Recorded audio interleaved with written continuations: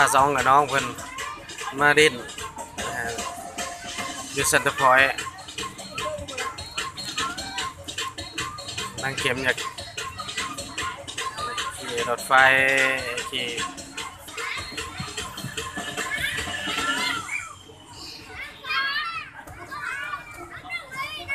นั่งกวนนั่งเข็ม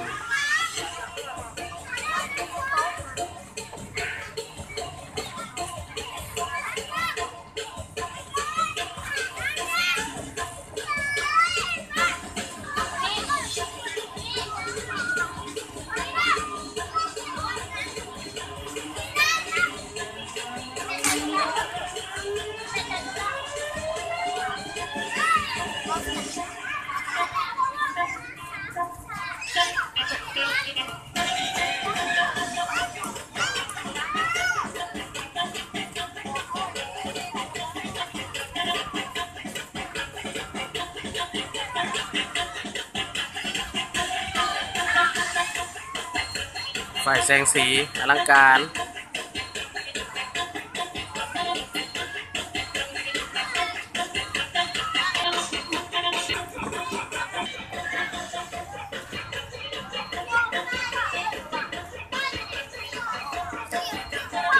เอาจะไปใช้นี่ไปเที่ยวใช้น้อนี่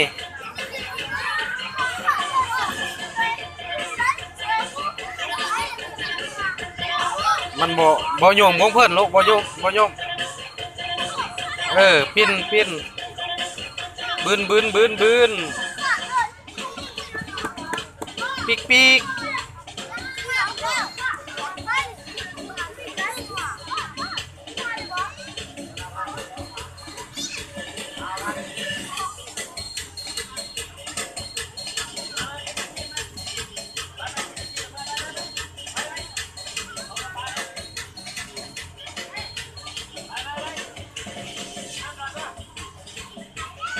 ชัดนะพอยนั่งกวนได้ดีมันอยากขี้แห้งในขี้ก็จะไว้ขี้ล้ามันบริปิ้น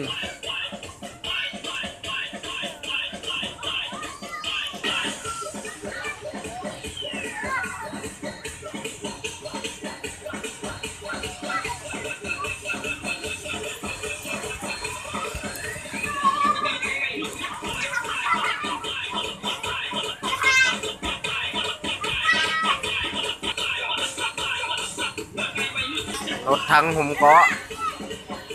แสงสีเสียง